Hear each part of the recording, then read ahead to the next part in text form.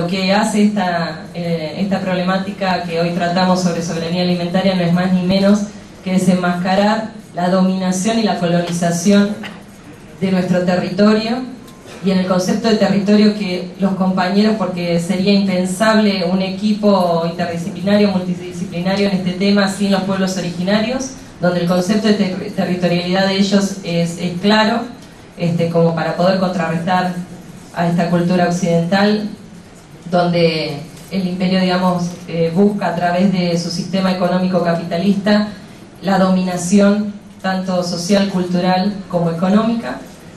Creo que, como decía el compañero Nahuel de la Compa, por un lado, la necesidad de seguir aunando esfuerzos en la calle, en la construcción de poder popular, en la construcción de un poder constituyente frente al poder instituido que les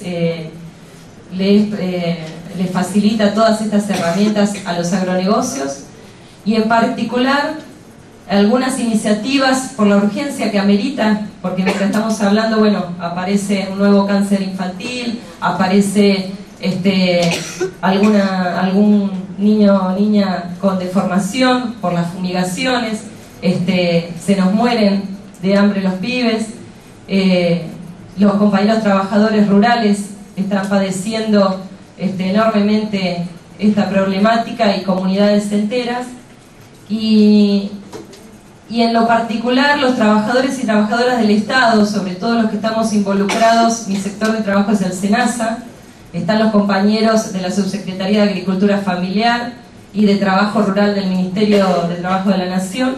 Comentarles un poco, con todos los saberes que hoy están acá presentes, lo que nosotros también queremos aportar, porque cotidianamente tenemos que lidiar con políticas, la producción de políticas públicas que nos son ajenas, no son totalmente, nos producen violencia frente a lo que estamos viendo cotidianamente. Para que tengan una idea, los compañeros que están en la Subsecretaría de Agricultura Familiar y muchos de los compañeros que están en las comunidades saben que trabajan a la par de las comunidades campesinas y originarias, y no tienen herramientas, porque son compartimentos estancos las dependencias de nuestro Estado, cómo hacer llegar tantos recursos como para que se puedan solucionar las cuestiones más urgentes. Es una impotencia muy grande para todas y todos, que tal cual lo hacen las organizaciones sociales, campesinas, originarias, las saldamos con organización. Nuestras estructuras del Estado, el SENASA, el INTA, el INTI y demás, siguen siendo las estructuras neoliberales de los 90. No se ha derogado una sola estructura del Estado Nacional.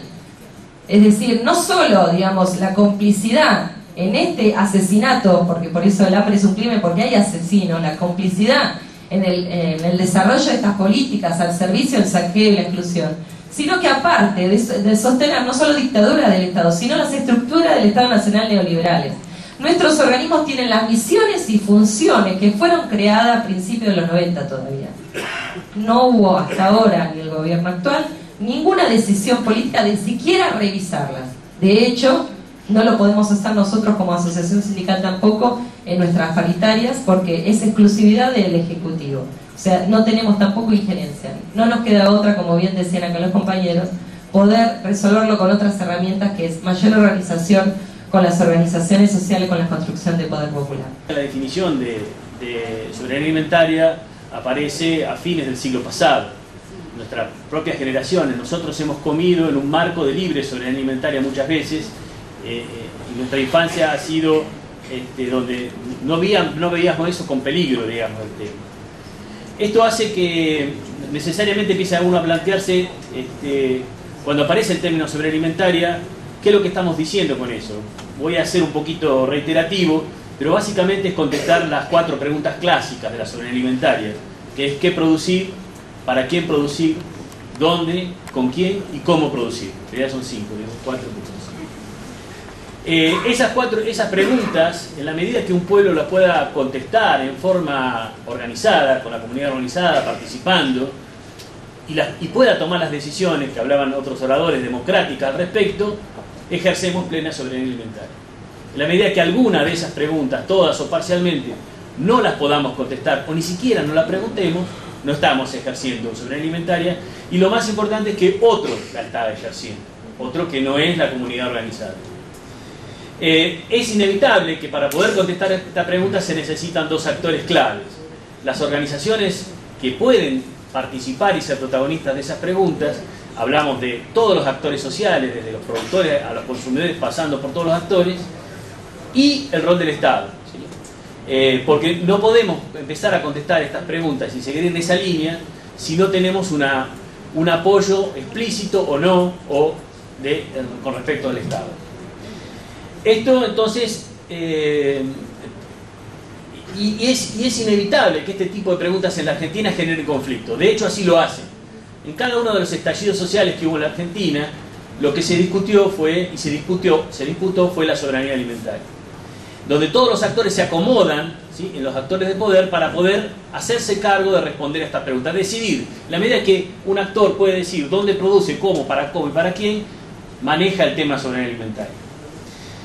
Nosotros yo hablo desde el INTA, del Instituto de Investigación de Tecnología Agropecuaria, y desde los institutos para la agricultura familiar, somos producto de una disputa entre las organizaciones y el Estado. Por demanda de las organizaciones se crean los IPAF en el año 2003. En esa misma demanda, las organizaciones de la agricultura familiar crean y presionan para que haya una Secretaría de Agricultura Familiar a nivel nacional.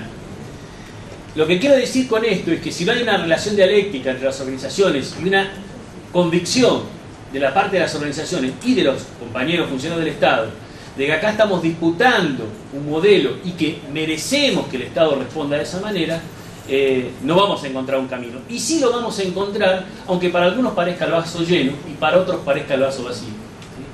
La realidad es que la disputa la discusión de soberanía alimentaria entre las organizaciones y en relación con el Estado es necesaria. Si no, se deja y otros comienzan a contestar esas preguntas y otros utilizan el Estado para contestar esas preguntas. Entonces es clave decir y ponerse en cada uno de esos pasos que ya se lograron. Y yo nombré otros, pero hay otros en otras áreas. Está la Ley Nacional de Microcréditos, está la Ley de Marcas Correctivas, está el monotributo social agropecuario. El SENASA mismo armó una comisión hace poco tiempo para tratar la agricultura familiar. Podemos ver el vaso lleno y el vacío, pero son producto de las presiones de las organizaciones en relación con el Estado, porque están reconociendo que el Estado también es parte de eso. Y si no ponemos la soberanía alimentaria en esa discusión, no estamos jugando en primera. Ahora estaremos jugando en tercera, y puede ser que uno pueda decir que esto es funcional o no del Estado, pero sí o sí, funcional o no a otros intereses. Pero sí o sí, así como la escuela pública hay que recuperarla, hay que recuperar el Estado, el INTA, y el compañero del INTI lo dijo claramente, para trabajar por la soberanía alimentaria, porque es obligación de que así funcione. En ese sentido, nosotros estamos trabajando en contestar básicamente dos preguntas que nos parecen menores. Parecen mayores y son el tema de la tenencia de la tierra, eso no lo voy a discutir, pero no nos olvidemos de las dos preguntas, ¿con quién y cómo producir? Si no discutimos la cuestión tecnológica, si no discutimos la soberanía tecnológica, volvemos a hacer lo mismo, ¿sí? Volvemos ahí sí a ser funcionales, ¿sí? ¿Y con quién? ¿Quién va a producir alimentos? Nosotros en este momento pensamos que uno de los actores clave para la soberanía alimentaria es la agricultura familiar. ¿Por qué? Porque es el actor del campo que más empleo genera. Es aquel en el cual la mano de obra no es un costo, sino que es un bien, ¿sí? Es aquel que la mano de obra tiene visión intergeneracional, ¿sí? Por lo tanto está pensando en el desarrollo sustentable. Hoy los países europeos no saben salir de la crisis y la única forma que pueden salir es si generan empleo. Tenemos un actor que lo genera, por definición lo genera, y genera alimento. Justamente cumple dos funciones: genera alimento sano y genera empleo. Y esto me hace pensar en otra cosa. Nosotros tenemos que empezar a pensar que no solamente somos un país agroexportador, somos un país que tiene un valioso mercado interno, porque si no el mercado interno alguien lo está codiciando. Acá dijeron varios ejemplos. No podemos negarnos. En el último conflicto de campo, estudios nuestros del IPAF indicaron, y ya lo dijo el INTI, indicaron que pueblos enteros de la zona de la pampa húmeda no tenían alimentos, ¿sí? Hoy no hay cordones tamberos alrededor de los pueblos, o hay cordones de resistencia de parte de la agricultura familiar, no hay cordones hortícolas. Hay que pensar en un mercado de proximidad. pueblos de 50.000, 40.000 habitantes o 13 millones de habitantes en la capital federal y Gran Buenos Aires, es un negocio que también tenemos que disputarlo desde el Estado y de las organizaciones.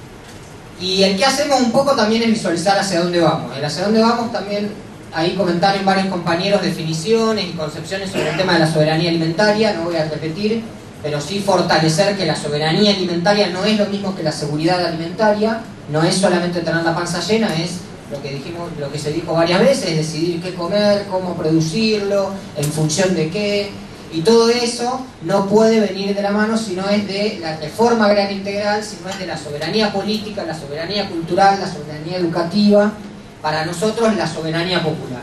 Si nosotros como pueblo, no tenemos esa soberanía popular, esa soberanía integral en todas las dimensiones de nuestra vida, difícilmente podamos lograr en distintos estamentos de nuestra vida, lograr un avance, otro avance, que en realidad justamente el enemigo lo que hace es compartimentarnos la cabeza, entonces vamos pensando separaditos la visión integral y separadito entre nosotros.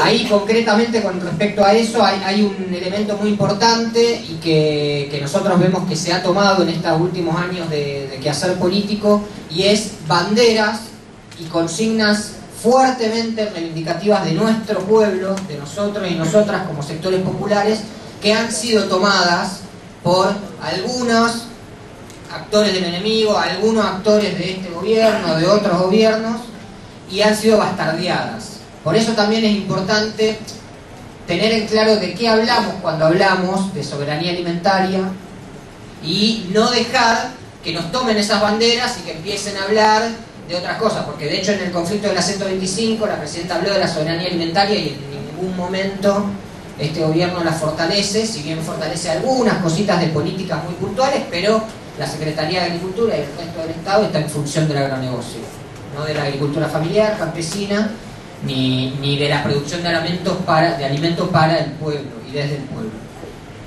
Otro elemento importante nos parece a nosotros mencionar que la cuestión de la soberanía alimentaria y la producción de alimentos no es una cuestión solamente de los campesinos, de los productores, es una cuestión que tenemos que tomar como pueblo, porque la producción de alimentos no solamente se desarrolla a miles de kilómetros desde las ciudades, también se desarrolla en las ciudades, por un lado, y por otro lado somos actores constantes en el consumo. Nosotros al consumir decidimos a cada instante a qué modelo aportamos, ¿no? Si le compramos a la Serenísima, si le compramos a Fargo, si le compramos a Cresta Roja, a quién le compramos, nosotros estamos aportando un billetito sobre otro a determinado modelo. El viernes 15 de octubre, un montón de organizaciones y compañeros y compañeras estuvimos en la calle por el Día de la Soberanía Alimentaria, y eso no es menor. Y ahí es donde nosotros fortalecemos y va un mensaje concreto. Lo que decía Miriam antes, es el pueblo organizado en la calle quien respalda los intereses, quien garantiza y asegura los intereses de nuestro pueblo. Nosotros, como pueblo organizado y en lucha y trabajando y laburando todos los días, yo soy trabajador rural, laburo todos los días en la tierra, y cada asadaza, cada zapinazo que damos en la tierra es una acción política. En cada una de esas cuestiones es que vamos construyendo la alternativa. Y movilizado en la calle, denunciando al enemigo, denunciando, para lo que no quiere mostrar Clarín, ni TN, y toda la mar en coche, denunciando quién es quién, ¿no? Denunciando quién es Monsanto, quién es Globocopatel, cuál es la política agropecuaria de este gobierno, cuál es la falencia de propuestas que hay, porque parece, ¿no?, que está por un lado este gobierno y por otro lado tenemos a lo peor de lo peor, tenemos a la derecha más reaccionaria. Y ahí es donde nosotros como sectores populares tenemos que ocupar ese espacio que parece que está como vacante según la general, básicamente porque no se muestra, que tiene que ver con cuáles son nuestras propuestas. Denunciar a Monsanto, denunciar a Globocopatel, denunciar las políticas inacertadas de este gobierno y por otro lado promover por la positiva, que es lo que nosotros construimos a diario.